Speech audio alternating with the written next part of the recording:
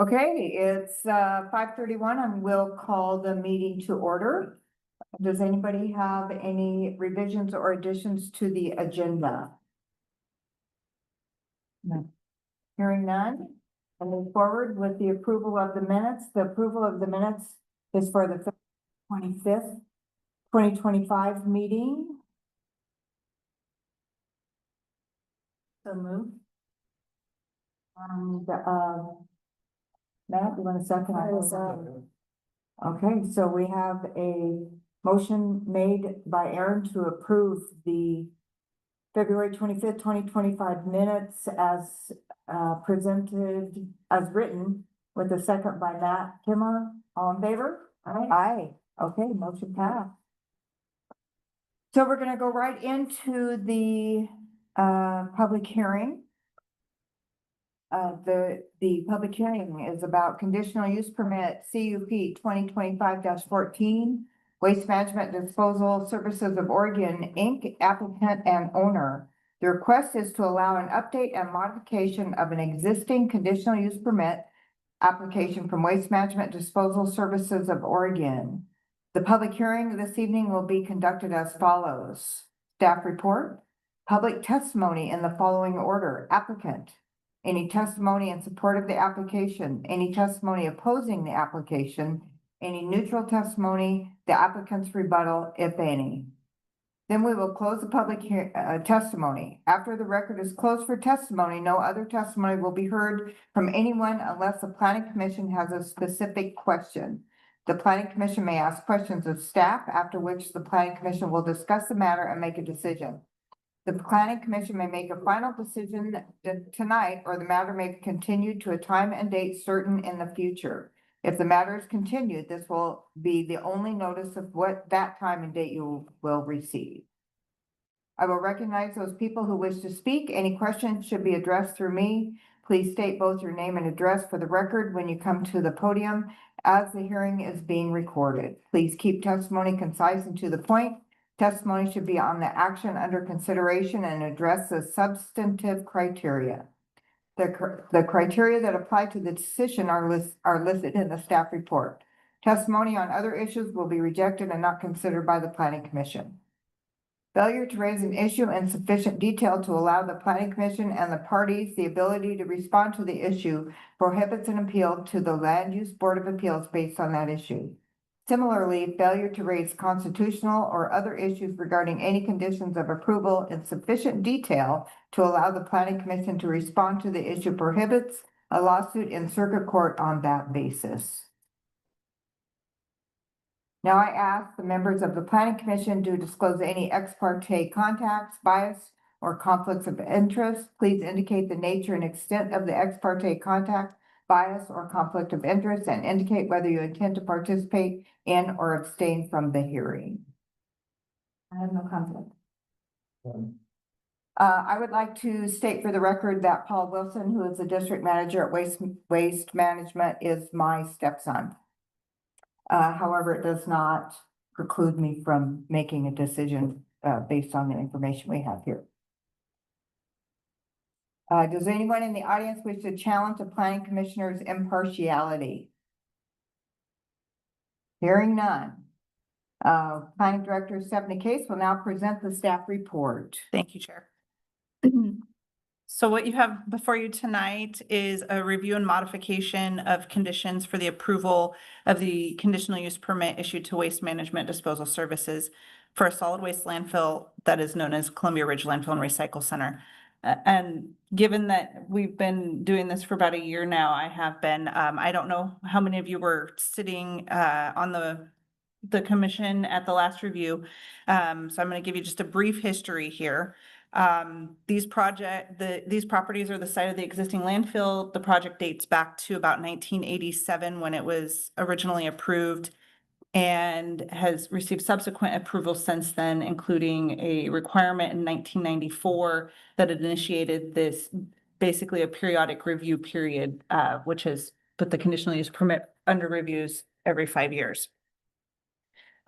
This year, in the review process, the applicant coordinated with the county, and we started to work to clearly define conditions of the permit and an attempt to bifurcate what are clearly land use conditions and then what would be subject to host fee agreement and the road maintenance agreement that are really more clearly under the purview of the county court versus the commission. So this host fee agreement, once it is developed and approved, would be reviewed and maintained by the county court. And then this conditional use permit would be an approval simply by the planning commission versus the process now where both go in front of the county court. I listed out in the findings some of the prior approvals dating back 1987 all the way through the second page. And then halfway through the third page of the findings that kind of provide the updates that have happened since then. And then in the middle of page 3 of the findings, you will find the substantive criteria for the land use portion of this, which include the applicable criteria in Article 7 for reviewing and altering conditional use permits, and then standards governing conditional uses, and then Section 11, which talks about the conditions of approval and our administrative provisions. As you will see in Section 7.010, the authorization to grant or deny conditional uses is seated with the planning commission or planning director as defined in each of the standards listed within Article 7. And the one that is applicable to this would be A4, which is reviewing or altering conditional use permits. That grants the planning commission the authority to review these and alter as adequate. Really, everything's pretty straightforward. The applicant hasn't requested any changes based on their conditional use permit for their solid waste disposal facility. The only thing that they've asked for is that the language be modified, which would still maintain the 150-foot buffer requirement. But it's just a slight language change. Really, the requirement itself wouldn't change. They haven't requested any changes in the rail and loading facility, and the modification to the conditions as I've described have been proposed, and staff would propose that we adopt the conditions as the applicant has presented. And I know it's a lot of information, so I will direct you. It's the last 3 pages of the attachments that have the watermark listed as draft. I don't think I got one of those.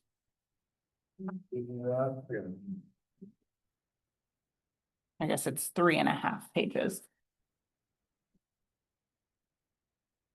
Okay, and frankly, I was wondering why we didn't have that information, so. there you It go. was a separate attachment or separate email. I opened out every one of them. We got that yesterday. I opened every one of them. The day that I sent them, I should have sent 2 emails, and then yesterday there was a modification. I know. Yeah. I printed the one that. And the modification that was sent out yesterday, what they gave us was there was a slight language change in the memorandum, and then they added a site plan that had been missing from the original. Right, I attachment. got that Yep. right there. And then, I got that one too. I need to use the label for, I did right. I didn't get anything in. Well, Yeah, I went and looked, I it was opened and- really long. I opened and printed 20 pages. Probably. Yeah, well, this is what I got, and I opened the second one, Yep, so it should be but it right. doesn't have draft on it anywhere.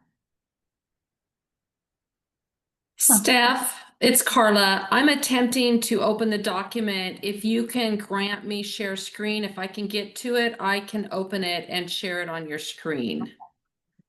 That's this rough, although I do see some blue writing. Oh, That might be, that could be part of the revision portion of it. I don't know. I just. I'm gonna make you co-host. I think that'll give you the authority. Okay,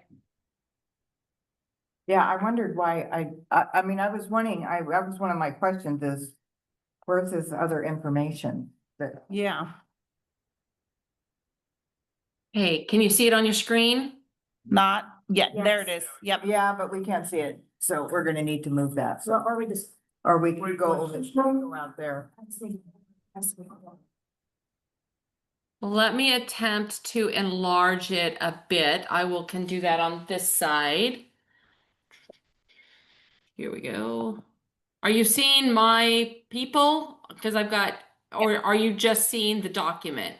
Yes, see the document. Okay, perfect. So is that better? It's about as big as I can get on the screen. That's okay.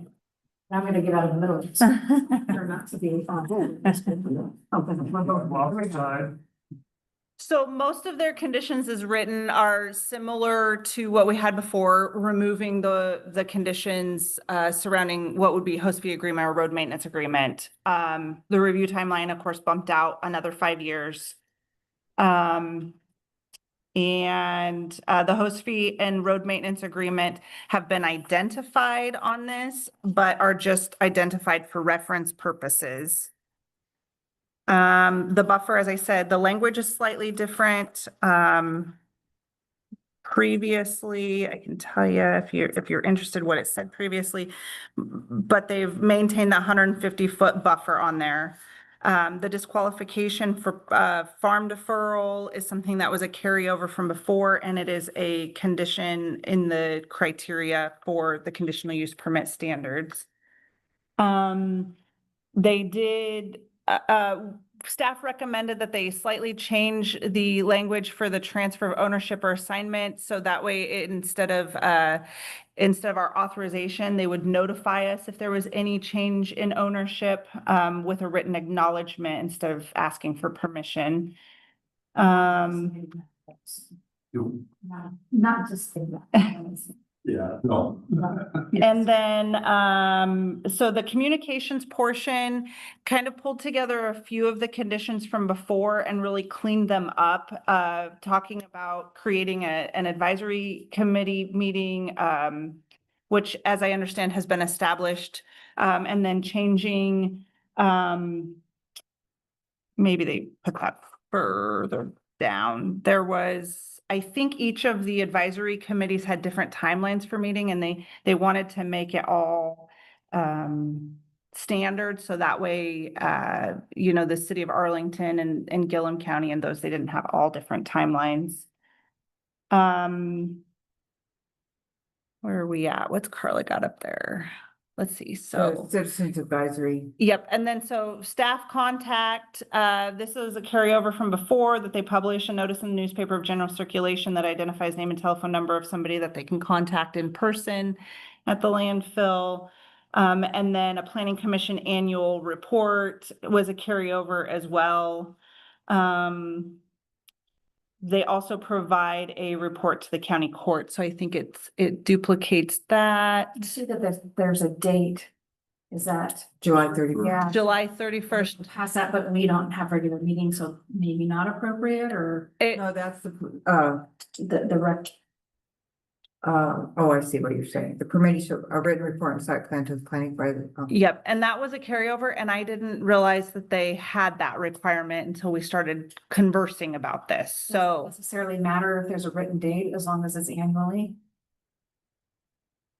I think that would be up to the commission if you guys wanted to alter that. Yeah, I think they'd be out of compliance if they don't do it by July 31st. It's Yeah. kind of hard to do an annual report in July. Yeah, yeah. And Kind of hard in October too, but I mean, the July report would be from. Is that there. is the end of the year, June 30th? I'm guessing probably coincides with the fiscal year. Yeah, For us, it's December 31st, Okay. but the July meeting, well, that came from either, but Yeah. Just kind of a July for kind of a fiscal year. Right. So for clarity, they do provide a quarterly report to the county court. So that was one of the things that we had conversation about. We don't know where the July 31st date came from either. So, I mean, That's, I don't have a preference personally, if there's anything. it would be better if it was by a certain date that works for you guys. That Okay. way we have A hard. well, it's not hard, but we have a way to. It's something to drive to. Yeah. Target date. I mean, if we felt like changing it to January 1st was more appropriate, that's up to you guys, whatever. What, Well, it's probably if the fiscal year is December 31st, they probably were thinking that then to not put everything right there to spread it out. They're probably thinking just a middle of the year type of Right, thing. I would bet. That way they got more time to. I have no block it. preference, I just found it. Well, and that is in the middle of harvest, so, if we did June 30th. Yeah, I'm not. I'm usually spraying at midnight and cutting in the morning. Right, right. So there's never a good time. Kind of wound up. There's never a good time. There's never a good. No, So the visibility of the landfill, I'm trying to remember, forgive me, I don't remember if we had any language changes in that portion. I'm not recalling any either, so. Landfill operation and practices, some of this was pulling together some of the conditions from before. I think before our list of conditions and everything was like 44 pages long. Mhm. It was tremendous. And so it was kind of pulling together some of the language. There was some of it that was kind of duplicative, talking about some of their state required permits from DEQ and other agencies. Some of that, so we cleaned it up and said, okay, well, how can we pull these under one? And then managing dust, odor, and litter generated by the permittee's operations and permittee's employees, agents, and subcontractors. That is sort of new. What was stated before was that they control anything that during transport and those sorts of things. Staff didn't feel like that was something that we should be regulating. We should be regulating the site more than anything, and the host fee agreement should be more of the authority over any transport from point A to point B. Rail yard facilities, I'm trying. There was one, I did, well, can I ask you a question? Yes. Because I did have a question about, one of the things that and it was about the odor. And,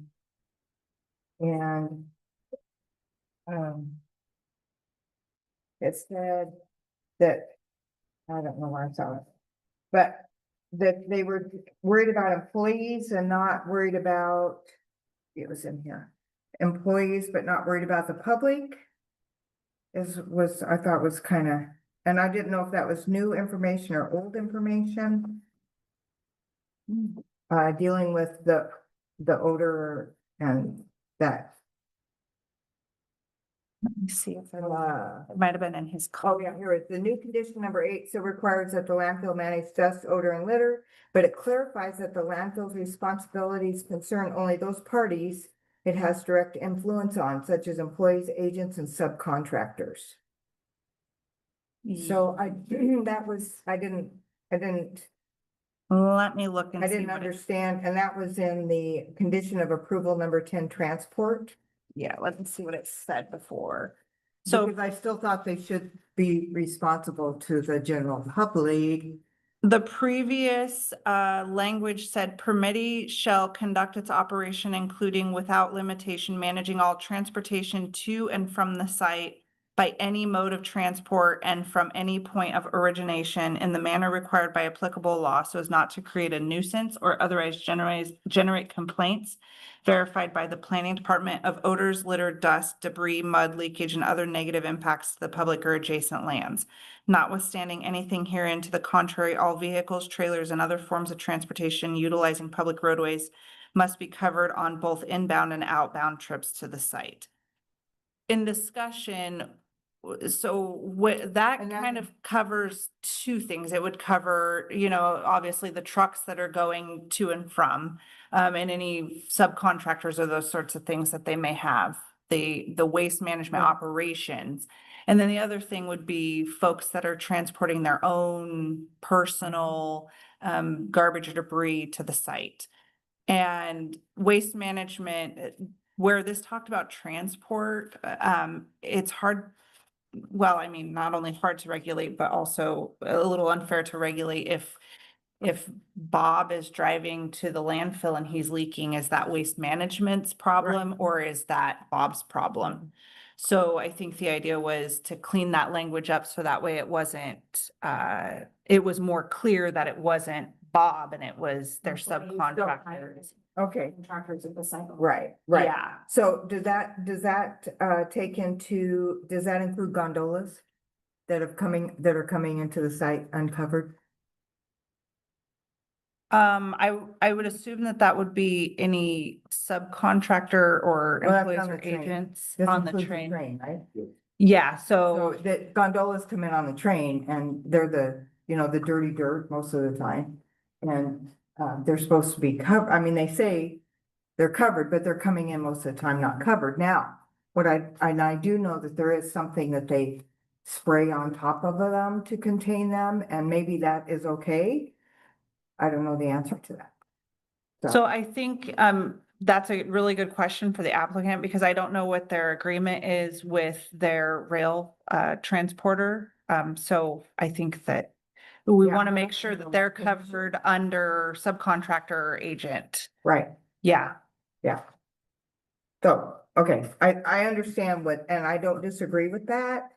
Yeah. But I also think though that as somebody who drives by there all the time, that landfill also needs to maintain dust for the general public that are out on the road and that kind of thing. So Yes. I don't So. think I don't think it should preclude Mhm. their responsibilities to keep the roads as clean as they can. Right. I From get their it's a site. huge job, right? Yeah. And I understand it's very costly, but gets pretty icky after a rainstorm out Right. there on Cedar Spring. Madam Chair, if I might. I think we should probably hold for Okay. public Okay, testimony. Yeah. Okay. I'm just looking to make sure if there's I thought somewhere in here it talked about the dust, dirt and debris from the site. Well, that's where it says the landfill managed dust, odor and litter. So, but that could be part of, Oh, generated by their operations. I mean, we could propose that they include operations and on-site if we Yeah. wanted to really kind of. yeah, will manage dust, odor and litter generated by the permittee's operations. Well, I mean, I think that covers. that covers it Mhm. right there. And I think what we've found is that it's a really big job. Yeah. So,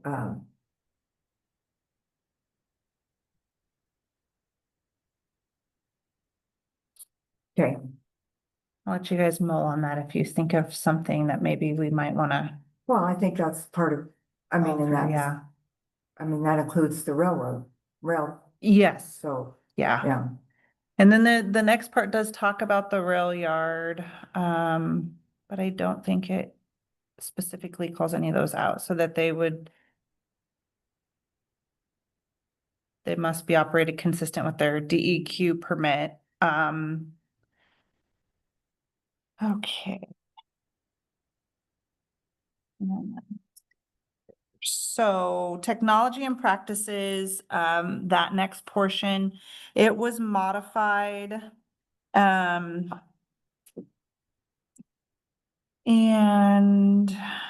let's see, I'm trying to remember exactly. I think it was just a language modification. I don't believe that there was anything of substance that changed there.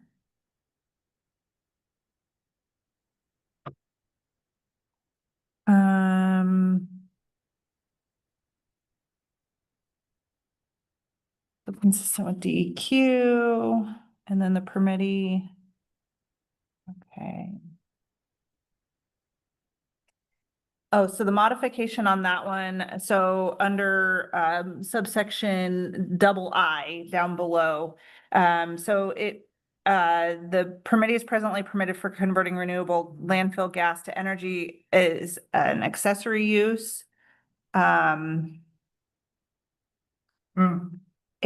it Okay. did go on to say some details about their energy conversion and if it required expansion to notify the planning department in writing.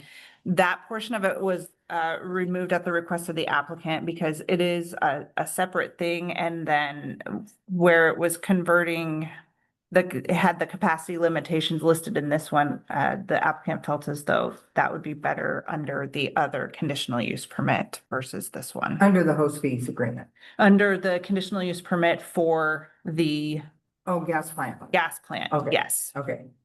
yeah. And then there was language about their conditional use permit for the compost that was issued in 2018. And they proposed that that portion be removed also because it was a separate conditional use permit. And the last thing that they proposed a modification to was their facility site plan. And they removed that and added that as exhibit 9. So it previously said that they'll provide an updated site master plan for facilities, including all their leased areas on or before July 1 of each calendar year, highlighting any changes from the previous year. And so that was basically kind of wrapped up into their operations and then part of their update that they would provide by July 31st. I think that covers the substance of anything. And if I forgot anything, hopefully the applicant can mention that. Steph, I would just share that I would ask you to clarify that, this one here, double I, is it duplicative to 6?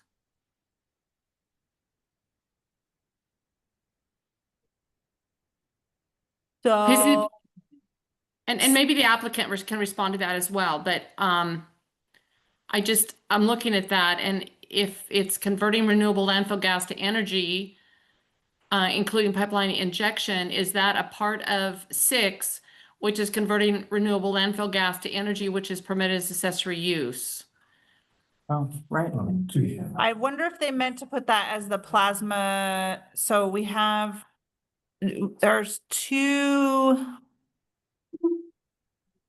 Well, so I think we should ask the applicant for some clarification because I have the conditional use permit for composting in 2018, their 2008 landfill gas to energy facility, and then they have the plasma gasification facility in 2015. And I don't understand the technology well enough to know whether or not those are separate.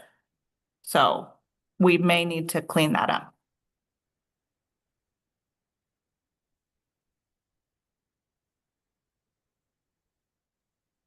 Let me So know if you want me to continue sharing, or if you want something else up, or if you want me to just take it down to the screen.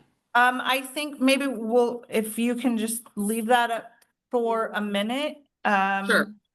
And that concludes the staff report and the findings. So if you guys have any questions or any other commentary on this before we go into testimony. For me, it would have been very helpful to have seen the original versus what the new proposals would have been. Because I'm a very visual individual, and it would have been very helpful for me to categorize. Yeah, so What the changes or not changes. So just before this in the large packet, I'm sorry you guys didn't get it. Maybe Carla can scroll up just a little bit. Immediately preceding this, about 3 pages up, Carla, if you can scroll. Did we lose her? Oh, there. Okay. So the top of this document, so the applicant outlined the changes. Yeah, we saw those, but it was pretty Oh, well, maybe we didn't see that. Yeah, so Did I see that? No. this should have been part of the large packet, so that's kind of what I was going off of to tell you what the changes were.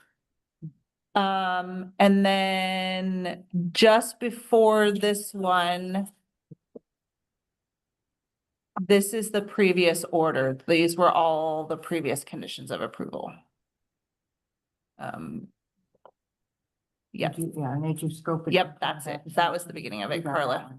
Okay.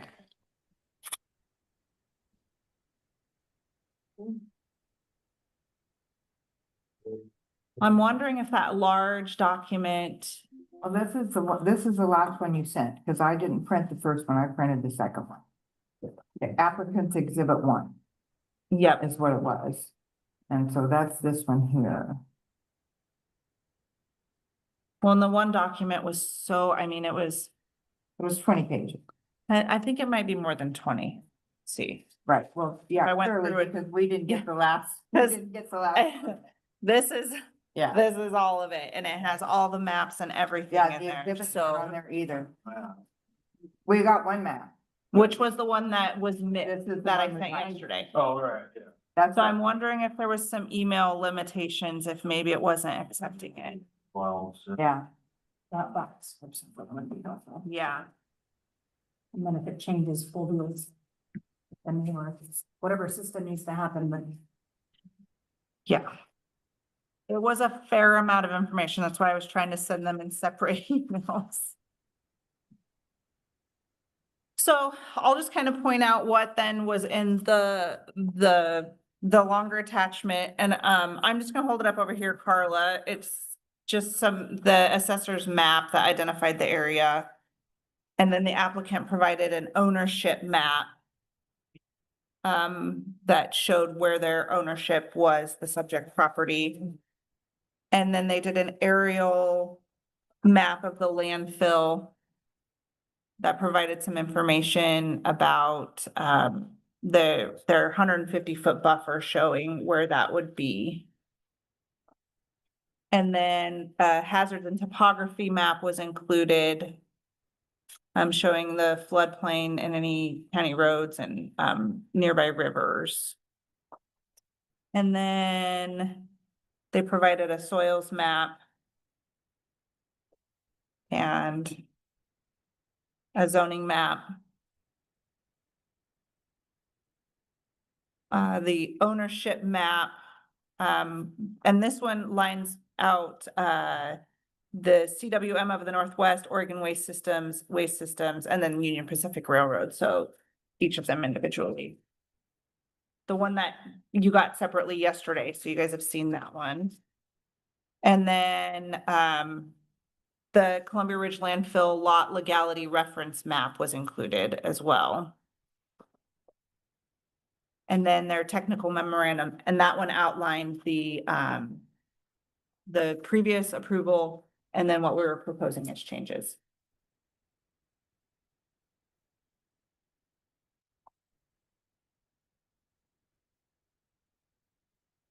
okay, this, okay, so, let's just go back to is there any, okay, so you showed the correspondence, or any additional correspondence beyond those items included in the staff report? From the notice that was sent out, we didn't receive any additional correspondence from any adjoining property owners or agencies. Okay. Okay, the applicant may now present any testimony it may have. Yes. Please. Okay. I mean. Jim, do you want me to go first to give a little spiel here, or do you Yeah. want to? Yeah, I Okay. mean, Carla, can you stop screen sharing for a little while and then we'll do the public testimony? I think this is going to be joint discussion anyway between Jim and ourselves. But hi, my name is Nathan Emerson. I'm a planner at CSA Planning and located at 4497 Brown Ridge Terrace in Medford, Oregon. Here with Jim Denson, who you have already chatted with a little bit from Oregon Waste Systems, and Jay Harlan, also the president of CSA Planning. So yeah, I was trying to take notes to catch up on the questions. There are, definitely some changes in the conditions of approval. I actually tried a red line. It got real messy and confusing when you start combining all of the things under condition 8, which is the operations. But to clarify a few things, and then we could talk about them as we go along. The July 31st thing, I think, was actually something that we proposed. So I don't think that was from the county court. I think we put it in there kind of as a placeholder. If that number doesn't work for Jim or you guys, I don't think there's any intention to lock that into place. The odor piece, I think really the intention was to clarify that the general public is not under the control of waste management. So if there need to be modifications to that condition, I don't think there's any, any problem with that. We just want to make sure that, that it continues to operate as is, with the proviso that, waste management is not responsible if the general public comes, gets turned away, and then litters somewhere else down the road because they weren't able to drop their load because it wasn't covered or used properly. Then that's not there on them at that point. The technologies thing, for the very last condition, let me see if I can find that. It's section VI. That one is reference to the new renewable gas facility, which was approved by the county. And I think there's some findings in the exhibit 1, and I will find that for a second.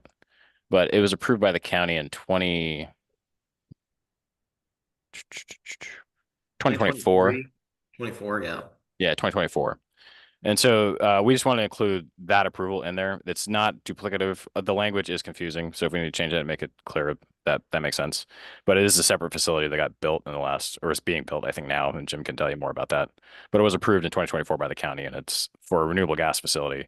And I think also for CO2 well that Jim could probably explain better than I could ever, even after studying it for a long time. That's for number 6.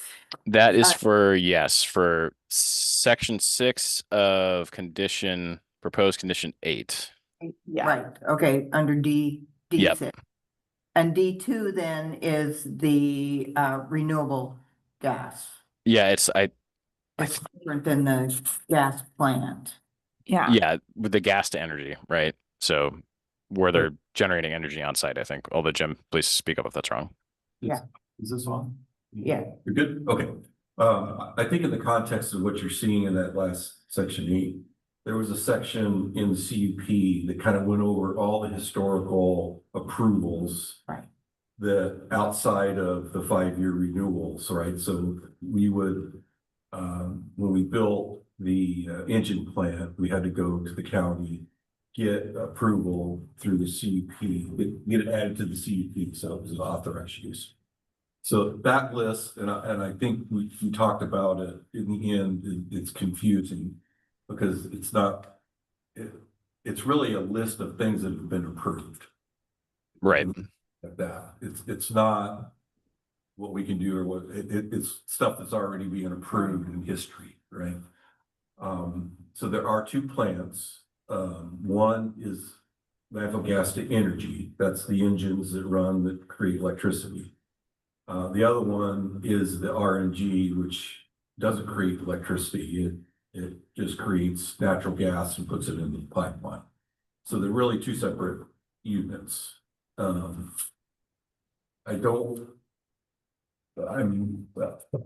I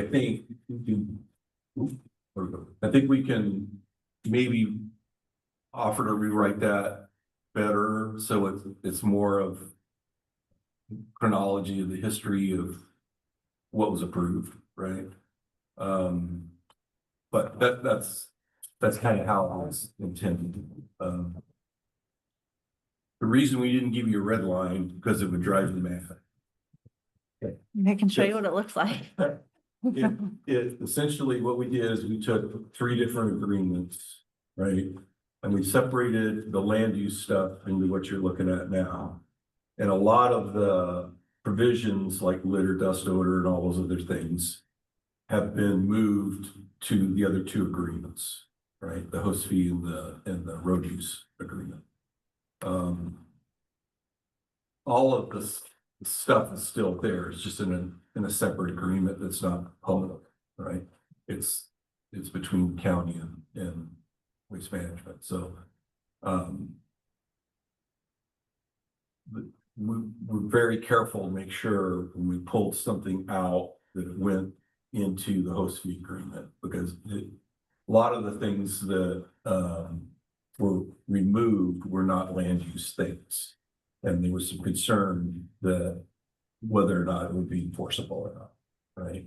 So what we did in the CUP was essentially say waste management will follow their permits, right?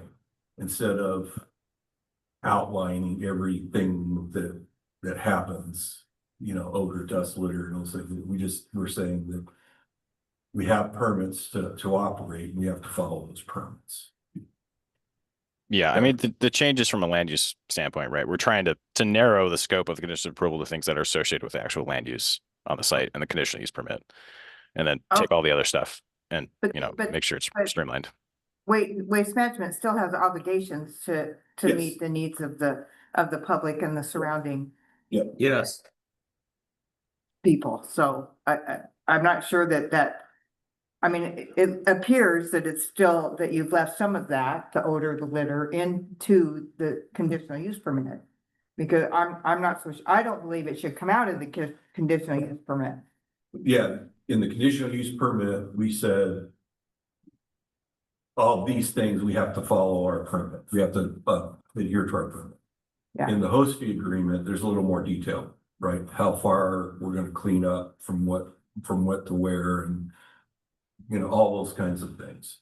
So So it becomes a matter of, rather than meeting the needs of the planning commission, you're meeting the needs of the court. of the court and the public. Yeah. Right. Well, the court becomes Yes.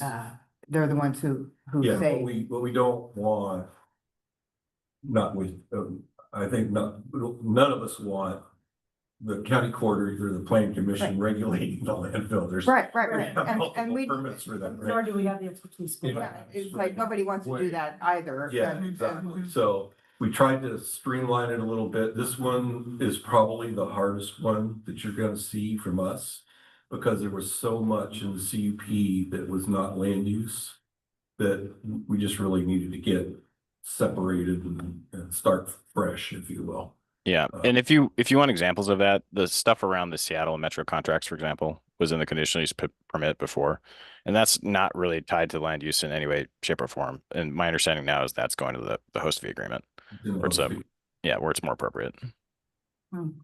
Yeah, I don't disagree with any of that from my own personal point of view, but I do think there are some things that I don't, that still need to perhaps stay in the conditional use as well, because I think it's part of the land use. Yeah, and we tried to leave those things in, right?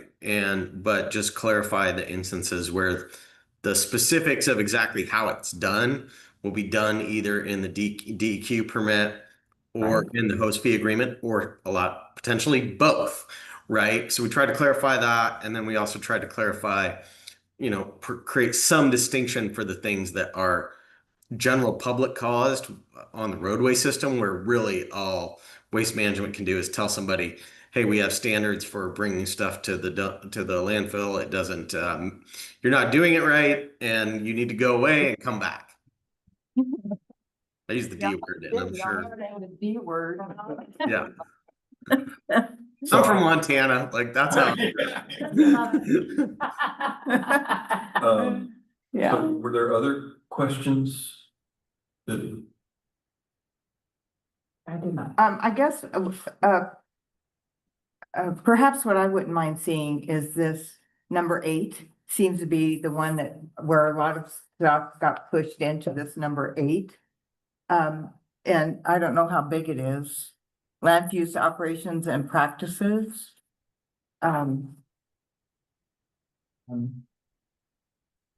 Nathan, you want to go through them one by one? Yeah, I would like to, or else maybe somebody, I mean, Maybe Carla can pull them back up so we can see them. so, yeah, This is not something we. Yeah, why don't you pull them up, and Nathan, why don't you go through the thinking one by one? because number yep, I 8, can definitely do that.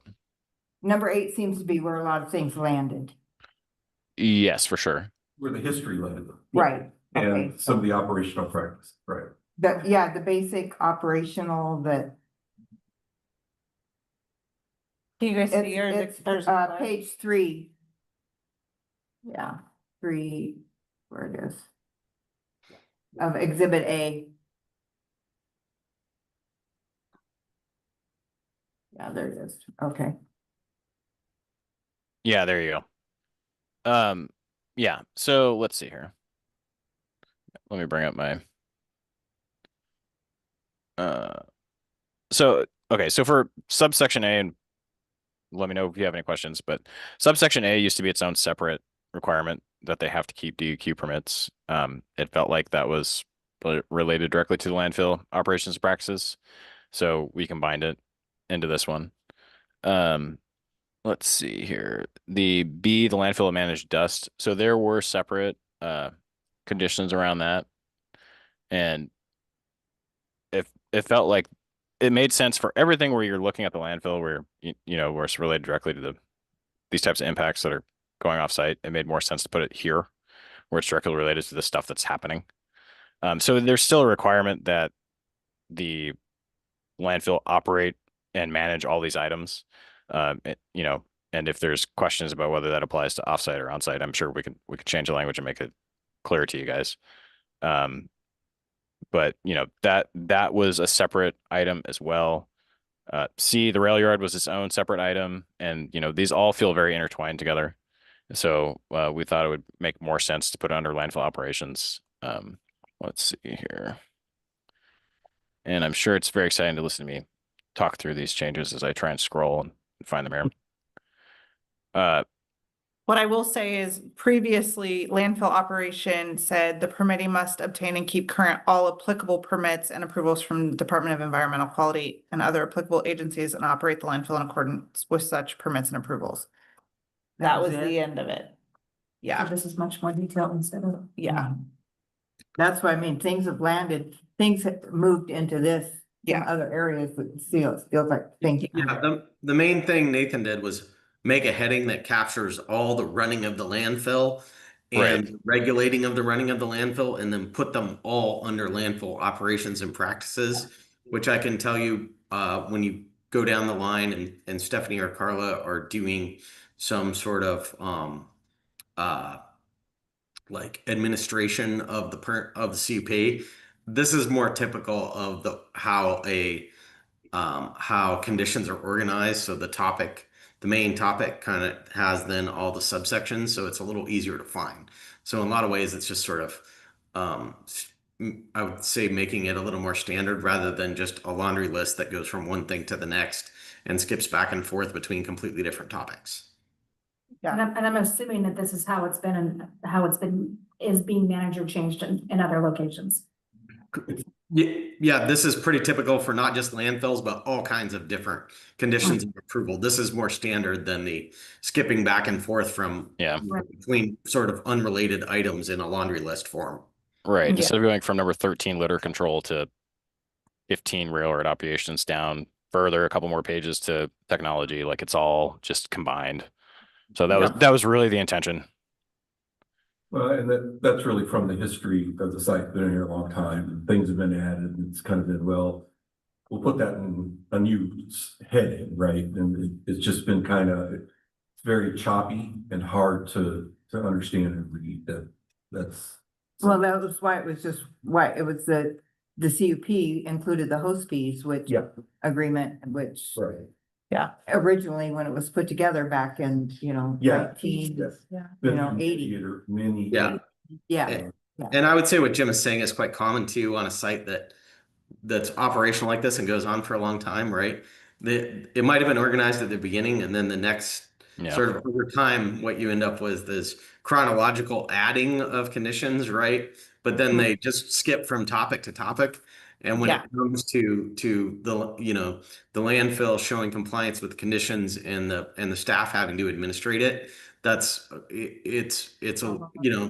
easy to miss something is the best way to put it, right? Like, where is this thing, right? We try to make it so that it's more logic rather than when something happened.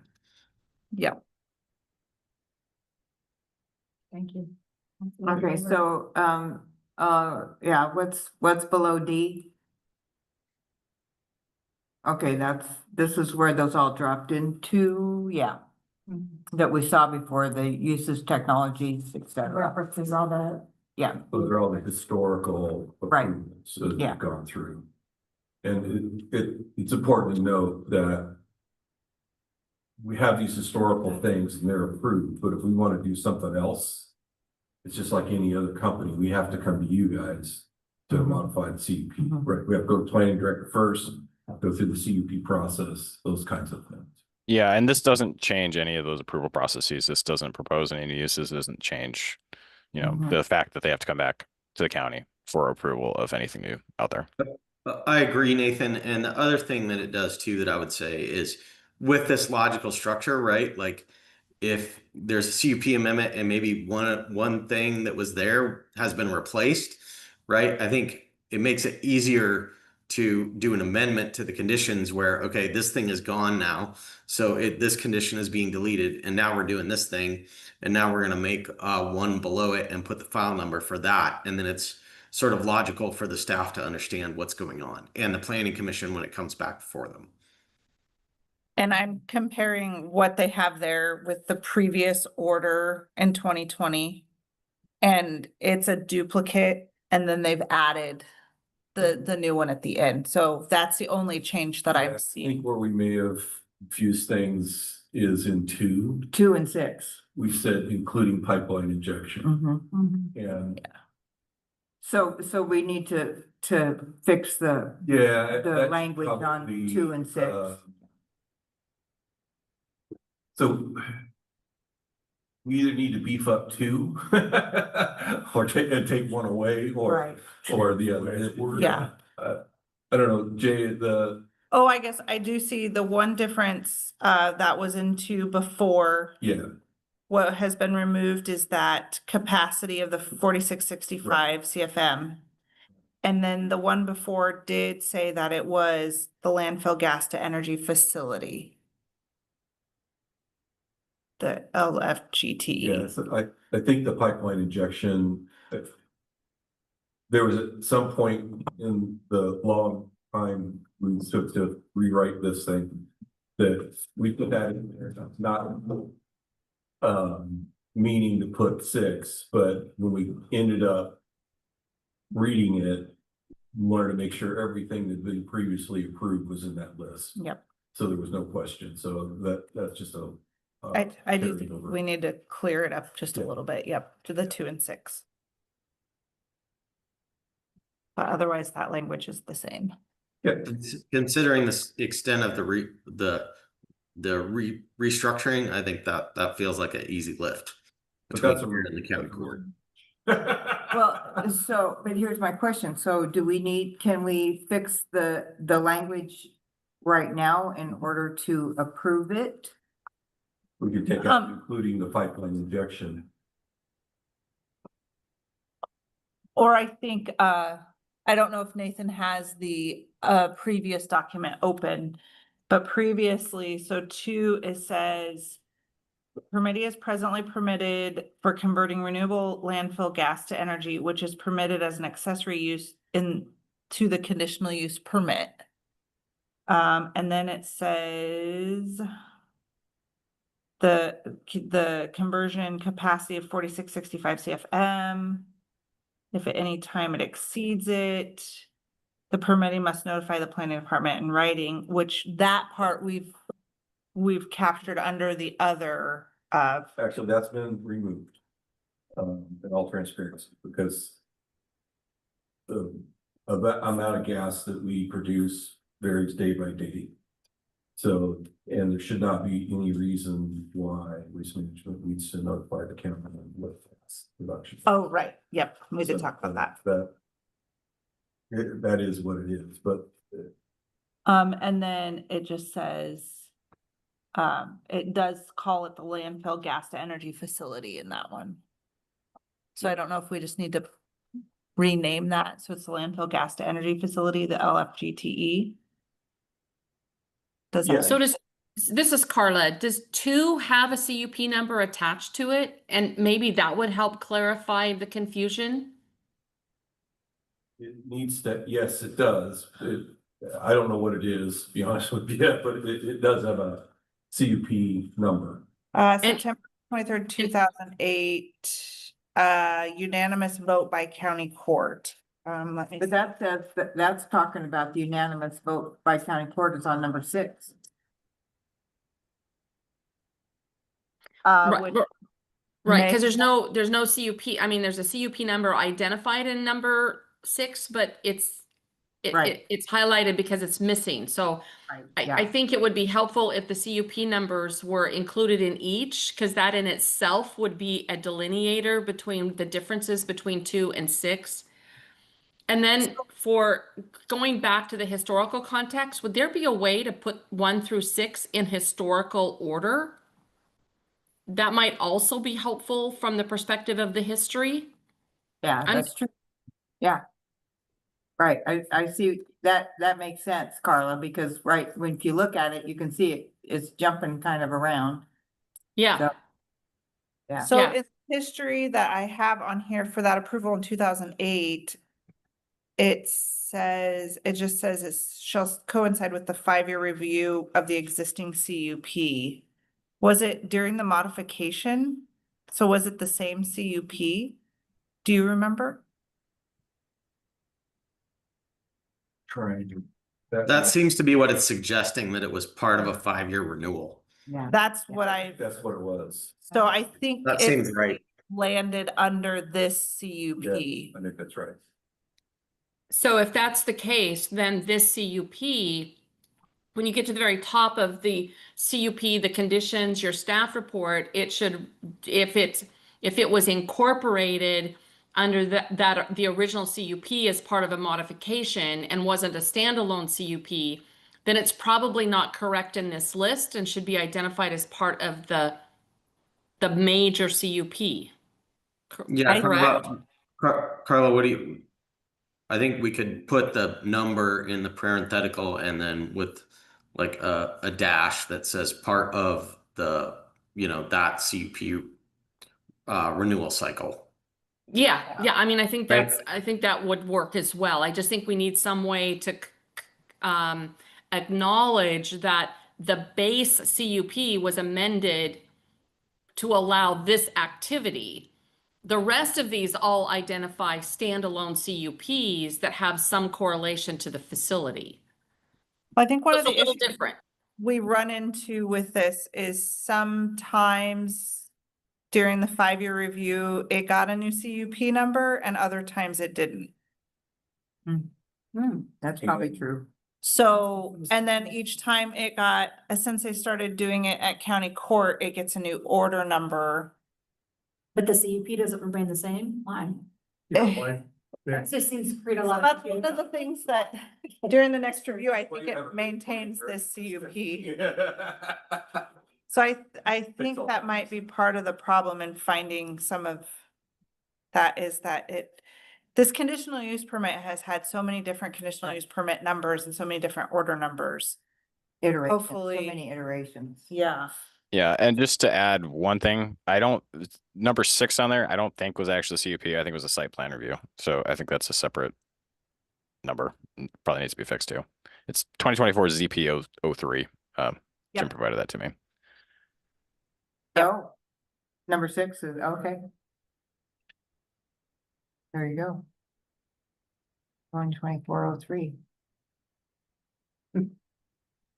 Yeah, I think 2024 is, I have the ZP. I don't know if it's supposed to be SP. I might have made They were giving it a ZP number. I think they that's. were. But I am curious about that now, looking at it, because should the received unanimous vote by county court be on there? Was that a county court decision? I think it was I don't think so, but Okay. so I think that needs to be fixed and just reference the approval number. I didn't see that when I was looking. It's necessary to have. But I don't think it came in front of the planning commission either. Did it? 2024? Yes. I don't recall that. It was before Boardman took contract, so I don't know. Oh, you mean the last, the RG? No, that did not come before the planning commission Right, because it wasn't a CUP right. change. Yeah, it was done through site plan modification. Right, yeah, Like, I don't know, right, that's why, not that I'm not a little running on some things. yeah, that's why. Yeah. And that was, So I do think that that language needs to be cleaned up on 6. The other thing, so the plasma gasification facility was in the previous one. I don't know if we want to leave that referenced or not. Want that removed because we no longer have any authority with that. Okay, so that is the one change. was that Anantech? Huh? Was that Anantech? Yeah. They're gone, they're out of there. Okay. Right. Okay, so that is the one thing that is different, that was referenced Yeah. in the previous Yeah, one. for that to be, when it was written, when this one was written, they were a part of waste management. And Mhm. now they're not, so we don't want them in our CUP. Well, Did there they was have- a separate CUP done for them as well in the beginning. For Anantech, wasn't there? Well, there is a CUP number identified here, but it is referenced in there, so I'd have to go back and look and see if that was part of, it would coincide with the 5-year review. Yeah, So- yeah, I'm sure there was a separate CUP for Anantech at the time. But it was a number of years ago. So, Okay, so I think if that covers everything, we can move on with the rest of public testimony. Is it? Chair asked if we could make the change. right, So I think as long as, can we come up with some language to change that to for 2 and 6? Nathan? Yes, and we can reorder chronologically. Reorder chronologically. Simple. Okay, so reordering chronologically and then changing to call out that it is the landfill gas to energy facility, which one, number 6 or number 2? number 2, 2, yep. and then 6. Help me with some language there because you guys know this better than the new facility. We have an approval there, right, Nathan, number? Yeah, the ZP approval. Yeah. So if we just add the ZP number, well, that, Well, and that wouldn't have been A a, unanimous vote by the council. right. That's probably irrelevant. cares. Who cares? Yeah, I think that's right. Well, and it is a renewable natural gas and carbon sequestration facility. Yep. Okay, so we remove that portion where it says Yes. unanimous vote by county court. And put the number in referencing it. Landfill gas to energy facility, period. Strike out including pipeline injection, which is when you leave the rest is Okay. primary. Mhm. So Yep. Energy facility. that makes sense, Nathan and Jay? Yes,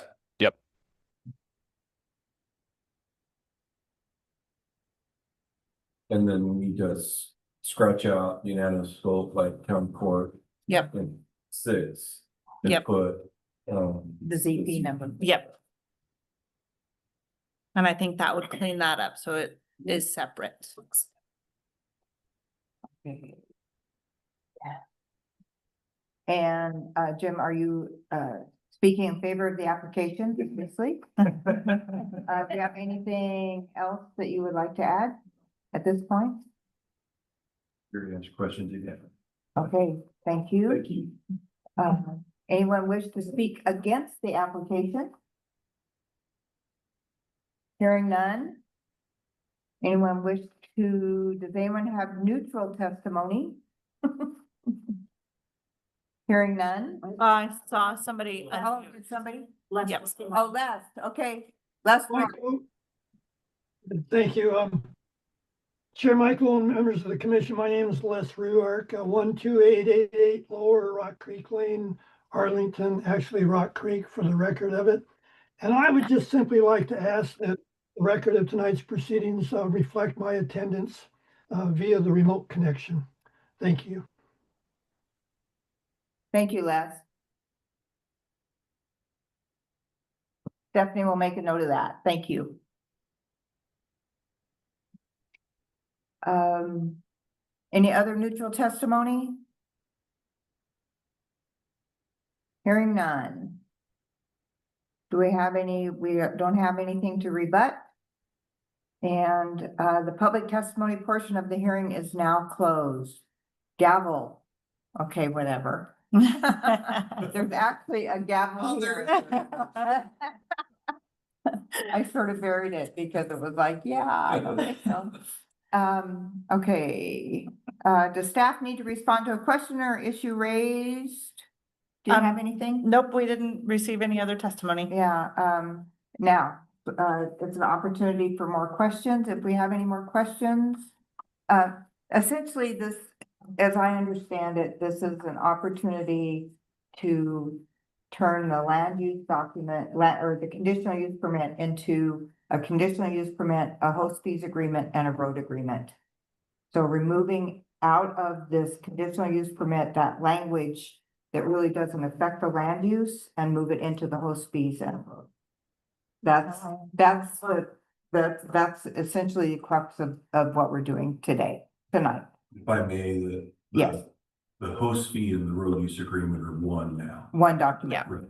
So we're moving to. Via the county. Yeah. It's all part of the, All via the county. Yeah. all via the county, correct? And so to be clear, what they've done historically is all of this would then be a recommendation to the county court, which the county court would then approve all as one package.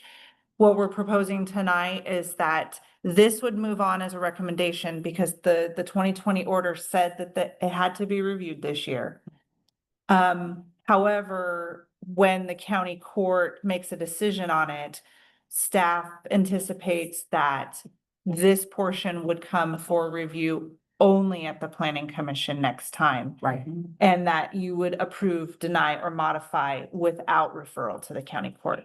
So at this time, the notice has been placed for the November 5th county court hearing. So that way it can be, right, November 5th, I think is Wednesday. I just want to double check that. Yeah, since it I'm is. saying it. Okay. So that November 5th hearing where they would make a final decision on this. And then they can do the host fee agreement and road use agreement as one document as a separate thing. So just to be clear on that. Also bringing the process back into line where it should be. Okay. Any other questions, Matt? Nope. Aaron? No. Okay. Is there a motion? So moved. I did put some suggested, you have I move options. to recommend to the county court the changes outlined by the Commission of Waste Management this evening, reflecting the changes that we chatted about for the conditional use permit. 2025-14. Okay, So moved. okay, and we have a second. Second. So let's call for the vote. Matt? Aye. Aaron? Aye. Marta? Aye. Okay. Aye. In favor, all passed. And so we can close the hearing and move on to move it on anyway. The hearing is officially closed, and now we'll just move on to any old business or new business. And thank you for coming. We appreciate your time, and for the gentleman online, thank you very much. Thank you, being here. everybody. We And appreciate Les, it. thank you very much, Les. Thanks. And you're welcome to stay. I'm not sure what other information we have going on, but we have old business and new business. So we don't really have any old business to cover. I'm not aware of any other new business at this time. Really, a lot of this has consumed a lot of the last month since we last saw each other. So I've been working diligently on this. We do have several type 2 decisions, which were joining property owner notices for Met Towers. I think there was something like 9, if I remember correctly. throughout that. 5 of them are still currently out for comment. And that about covers it. As far as staff, I did attend a conference last week, the AOC, or I'm sorry, the OAPA, Oregon Association of Planners Conference. This year, the Western Planners also came and learned a lot of really great information about a portion of it. I went to a session about airports, which there's not a whole lot that's changing around our airport, but I figured it would be good to have that information. And then there was a session about data centers. I think they titled it Data Centers Coming to a Town Near You. Although there isn't any data center proposed within our jurisdiction specifically, I'm sure we will feel some effects, as we may have already in the unincorporated areas, from what may be coming to Arlington. And then some information about energy. So, Gillum County is the hotspot for renewable energy. So, next month is the AOC Conference, Association of Oregon Counties. I'm sure there's plenty of staff from the county that will be attending that as well. They do have a couple of days of our planners group. There are some sessions that are directly related to planning, and we'll be discussing some legislative updates during that as well. So as I said, next week we'll be at county court for the hearing for this, and Is that in Arlington or Condon? that one's in Condon. And the county court, I think that's their only meeting. Yes, that's the only meeting in November, and then December we'll have a couple of meetings. So through the holidays, it does get kind of light for the county court agendas. So I don't have any other updates. Just been. Steph, can I jump in and share just a little Yes. bit? Chair, can I jump in and share just a little bit? Absolutely. How are you? So I just want to take a little bit of heat for the bifurcation of the agreement that you guys all discussed tonight. Having been the planning director in Morrow County for 18 years, we have a landfill in Morrow County as well. And it's the competitor. So it's Waste Connections, not Waste Management. But Morrow County actually like when the landfill went in Morrow County, the county adopted a fairly simple solid waste management plan and ordinance. And during my time at the county, probably in the 2007 to 2009 era, we updated that solid waste management plan and the implementing ordinance. I did a little digging and I asked a lot of questions from new county staff, and there's been a lot of turnover at Morrow County. But we actually found the original, that late 2000s document, and we've provided that to the judge. And my recommendation to the judge was to seriously consider looking at solid waste in a more holistic way. Because right now the focus is on a single entity and a single operation. But there are a lot of solid waste considerations that come from a lot of different places. And even within your current development code, some of those instances that could, such as a natural disaster, that could create additional debris, and how do you manage that, and what are those implications? If the county were to, let's just say for some reason the county decided, or one of your cities outside of the city's jurisdiction, like in the UGB or in the county, to support that community, wanted to put a recycling station in that maybe isn't waste management. I mean, that may not ever happen, but a solid waste management plan would give you the opportunity to deal with a lot of those other potential solid waste issues. And I can't remember all of them off the top of my head, but I guess I wanted to let you know that when Stephanie shared the first CUP with me, I kind of went, OMG. I mean, it was just so broad. And what I want you to really take away from this evening's discussion about this is that you actually have more authority going forward over the CUP than you currently do now. Because what should be your decision-making authority because the CUP is a quasi judicial decision, has been removed from you because it's been incorporated with all of those other things, and it moves on to the county court. So it was really a process where we looked at it and said, who has financial responsibility within the county, and then who has land use authority within the county. And between you and the planning director, that's where land use authority is vested for quasi judicial decisions. And I hope you can see it that way, that part of my objective was to make sure that your decision making was made whole, because it's actually been undercut in the past process.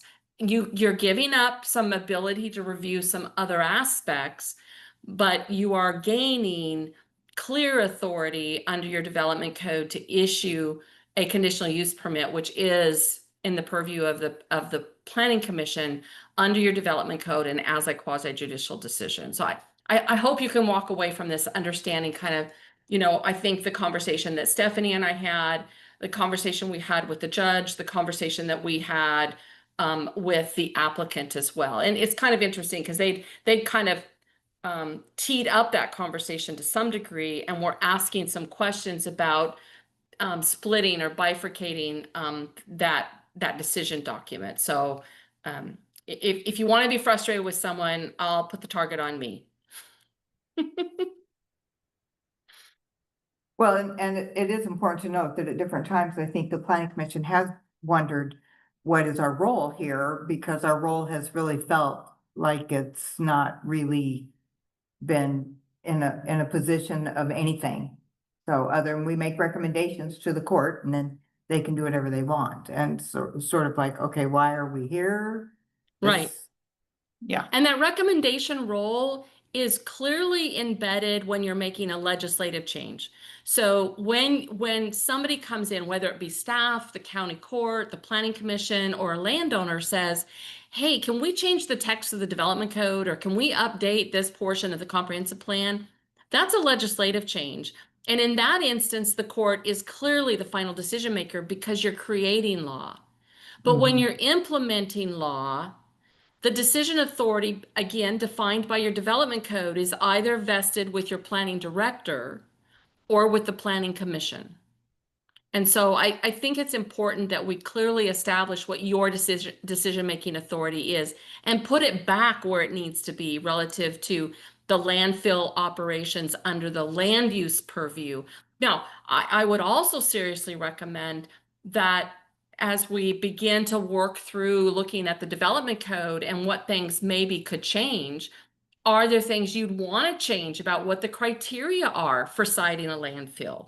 Now, again, we have a box we're in. It is a land use box. But within that land use box, does your criteria adequately address the things that should be protected under your land use planning authority? And if you think there's something missing, then that's the appropriate mechanism to make sure that the standards that are applied are the standards you think are right.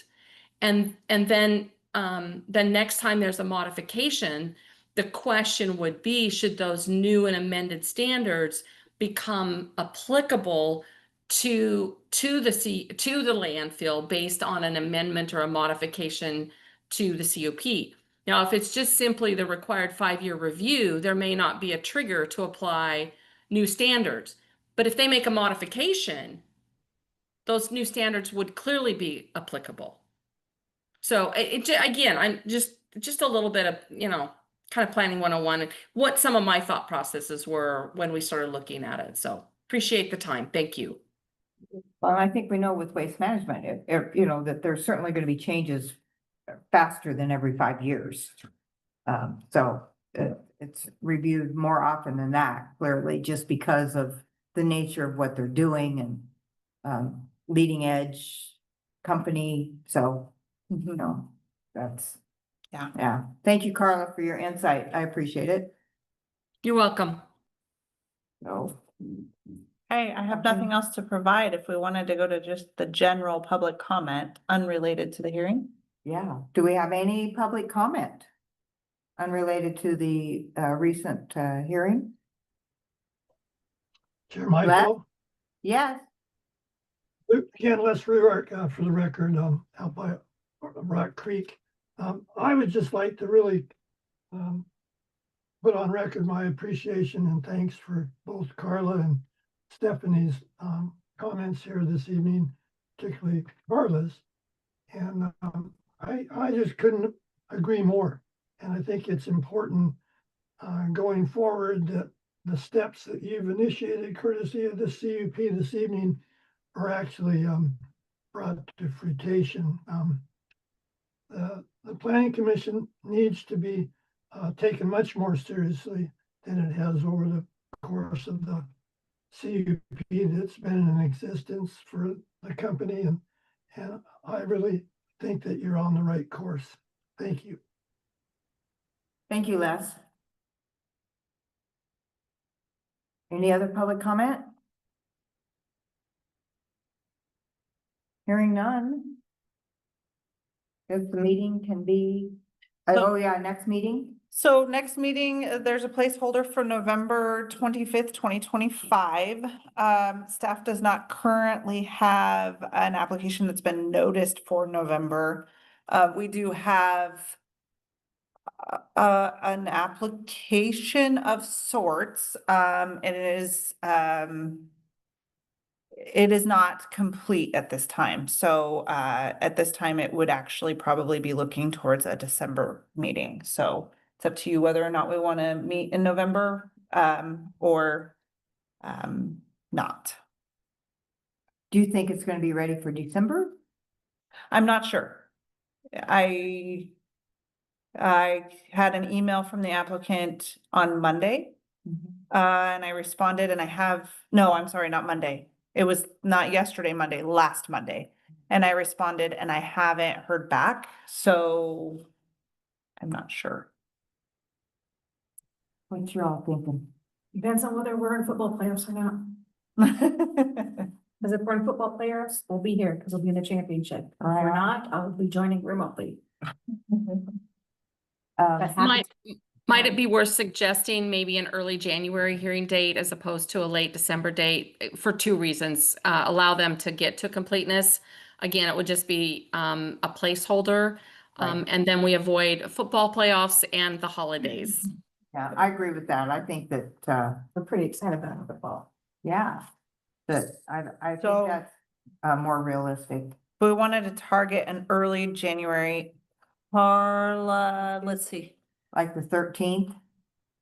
What night? That will, yeah, I've got conflicts potentially. Well, the 6th will be city council. The 13th and 20th might be the joint public hearing with the city council and the board for the parks master plan. So not that I need to be there. So don't, unless you think you want me to attend, until I know if it's the 13th or the 20th for that joint meeting, I can't, yeah. But if you guys were willing to look at the 13th or the 20th, although 20th gets late enough, you might as well have it on the 27th at that point. So, yeah. Again, Steph, I don't know if you think you need me. If you don't need me, then you could do the 6th. It's just, I can't attend because of city council.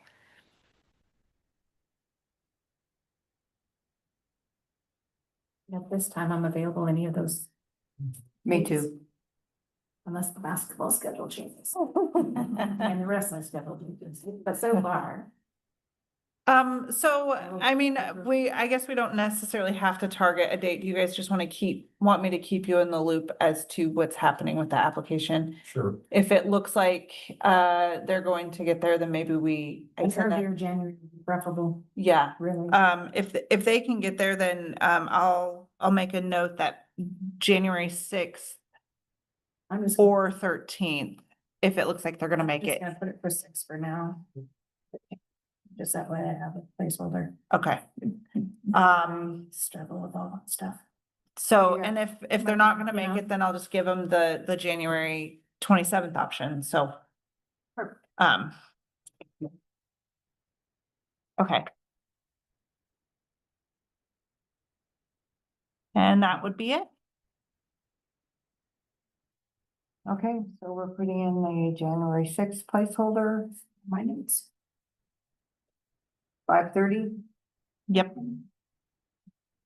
Okay. And with that, the meeting is adjourned.